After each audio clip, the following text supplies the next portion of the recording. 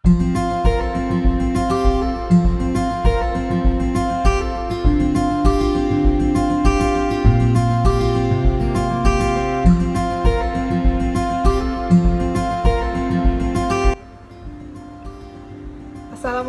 warahmatullahi wabarakatuh. Kami dari kelompok 2 yang beranggotakan Ahmad Fadila Asmi, Daniel Mechiho, Vicky Lase, dan Zuleika akan menyampaikan hasil diskusi kelompok kami yang berjudul Akuntansi Manajemen Sektor Publik. Organisasi sektor publik merupakan organisasi yang berusaha memberikan pelayanan kepada publik. Agar publik tidak kecewa, maka pihak intern organisasi harus dikelola dengan baik terlebih dahulu. Akuntansi manajemen membantu pihak intern untuk mendapatkan kejelasan tugas. Selain itu juga membantu organisasi dalam melakukan pengendalian.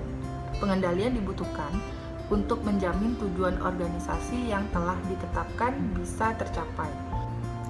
Akuntansi manajemen sektor publik berfungsi sebagai penyedia informasi untuk pengambilan keputusan ekonomi, sosial, dan politik. Pengaruh aspek-aspek tersebut sangat besar pada organisasi sektor publik. Akuntansi manajemen dalam organisasi sektor publik berperan dalam merencanakan strategi, memberikan informasi biaya, penilaian investasi, penganggaran, dan penentuan biaya serta tarif pelayanan. Sehingga dengan adanya akuntansi manajemen, seluruh kegiatan dalam organisasi sektor publik dapat dikelola dengan baik. Berikut akan dibahas mengenai definisi dan ruang lingkup akuntansi manajemen sektor publik, manajemen, governance, dan administrasi, akuntansi manajemen dan akuntansi keuangan, proses perencanaan dan pengendalian manajemen sektor publik yang akan dibahas oleh rekan-rekan saya berikut ini. Assalamualaikum warahmatullahi wabarakatuh. Baiklah, saya Ahmad Fadila Asmi. Hari ini akan menjelaskan tentang dua topik, yaitu definisi dan ruang lingkup akuntansi manajemen sektor publik dan manajemen, governance, dan administrasi. Pembahasan pertama yaitu definisi dan ruang lingkup akuntansi manajemen sektor publik. Sebelum itu, kita harus mengetahui apa itu akuntansi sektor publik. Akuntansi sektor publik yaitu proses pembukuan, pencatatan, klasifikasi, analisis, peringkasan, serta komunikasi dan interpretasi semua informasi keuangan pemerintah yang dilakukan secara detail dan agregat. Terdapat dua opini apa yang dimaksud dengan akuntansi sektor publik. Dwi Ratmono mendefinisikan akuntansi sektor publik sebagai pengukuran, identifikasi, pencatatan, serta pelaporan seluruh transaksi keuangan dari pemerintahan daerah dengan tujuan untuk mengambil keputusan ekonomi. Dan menurut Erlina dan kawan-kawannya menjelaskan bahwa akuntansi sektor publik adalah akuntansi yang berguna untuk mencatat kegiatan ekonomi suatu organisasi nirlaba atau non-profit. Terdapat dua lingkup untuk akuntansi sektor publik, yaitu merupakan semua lembaga pemerintahan dan organisasi nirlaba dan non-profit. Selanjutnya kita akan membahas tentang manajemen, governance, dan administrasi. Manajemen, governance atau tata kelola, dan administrasi itu seringkali ketiga hal tersebut kurang tepat dipahami atau dianggap sama. Padahal antara manajemen, governance, dan administrasi terdapat beberapa perbedaan sekalipun juga terdapat persamaan. Manajemen terkait dengan upaya manajemen seperti visi, misi, tujuan dan sasaran, dan target organisasi melalui pengelolaan sumber daya organisasi yang meliputi personel, infrastruktur, dan pembiayaan secara efektif dan efisien. Dan terdapat beberapa fungsi manajemen yang dilakukan oleh manajer dan upaya mencapai visi dan misinya, yaitu terdapat perencanaan atau planning, pengendalian, controlling, koordinasi, coordinating, komunikasi, communicating, motivasi, motivating, berorganisasi, organizing, keteladanan, actuating, pemilihan staff, staffing, dan pembuatan keputusan atau decision making. Akuntansi manajemen dan akuntansi keuangan. Perbedaan mendasar antara akuntansi keuangan dan akuntansi manajemen adalah pada orientasi pelaporan. Pada akuntansi manajemen, pelaporan berorientasi pada pihak internal, sedangkan pada akuntansi keuangan, pelaporan berorientasi pada pihak eksternal. Akuntansi biaya 2019 karya Firdaus.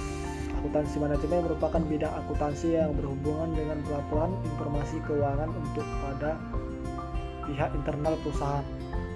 Di antara lainnya, yang Yang pertama manajemen perusahaan tingkat atas, yang kedua manajemen perusahaan tingkat menengah, yang ketiga manajemen perusahaan tingkat pertama. Di lain sisi, akuntansi keuangan merupakan akuntansi yang menyajikan pelaporan keuangan yang ditujukan kepada pihak eksternal perusahaan. Pihak eksternal antara lain yang pertama pemegang saham, kedua kreditur, ketiga pemerintah, dan keempat pihak lainnya yang tidak terlibat secara langsung dalam operasional sebuah perusahaan. Perbedaannya tidak hanya dari sisi pelaporan, namun juga dari sisi pengertian ruang lingkup, manfaat, dan lainnya.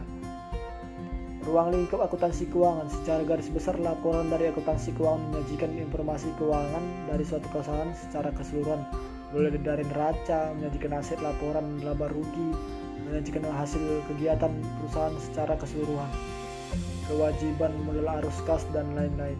Karena tujuan laporan keuangan dipakai oleh pihak luar perusahaan, maka secara garis besar informasi yang ada di dalam laporan tersebut berbentuk ringkasan dengan tetap menggambarkan kondisi keuangan perusahaan secara keseluruhan. Rentang terhadap waktu akuntansi keuangan. Laporan akuntansi keuangan berdasarkan rentang waktu bersifat kurang fleksibel. Selain itu, jangka waktu hanya mencakup periode-periode tertentu. Fokus informasi akuntansi keuangan. Fokus informasi akuntansi keuangan yakni berpusat pada informasi masa lalu. Fokus informasi tersebut secara keseluruhan dapat memberi gambaran mengenai bentuk pertanggungjawaban manajemen suatu perusahaan untuk pengolahan dana perusahaan.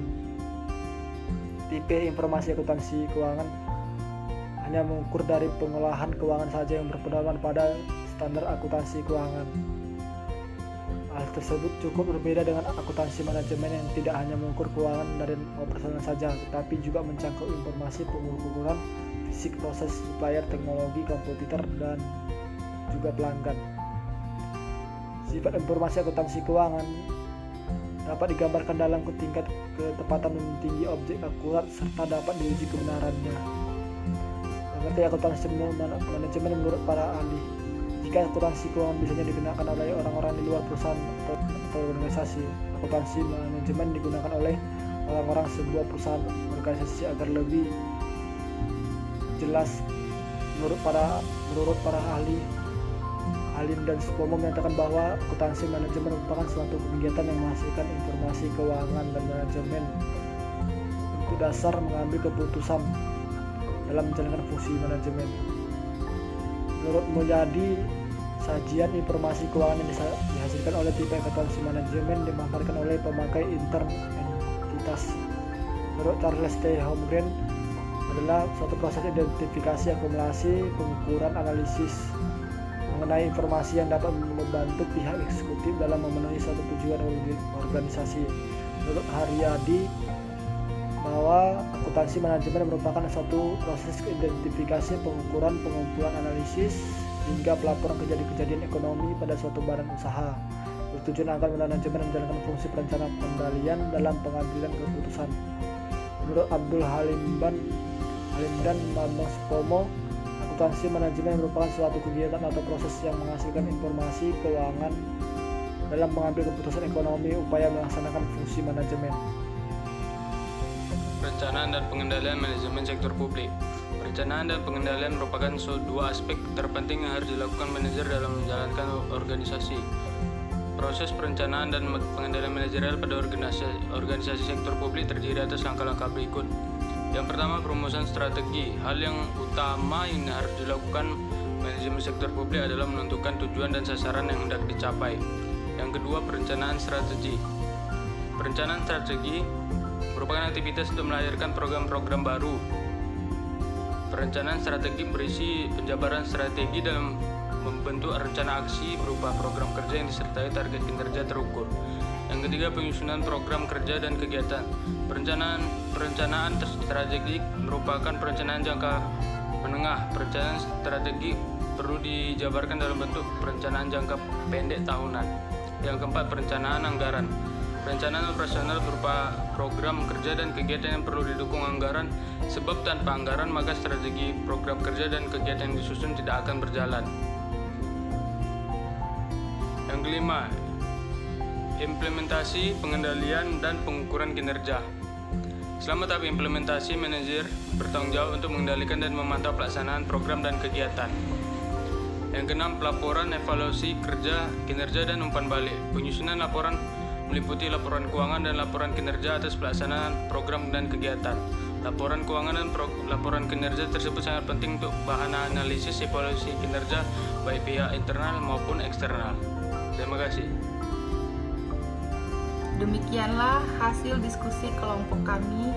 Kurang dan lebihnya kami mohon maaf. Assalamualaikum warahmatullahi wabarakatuh.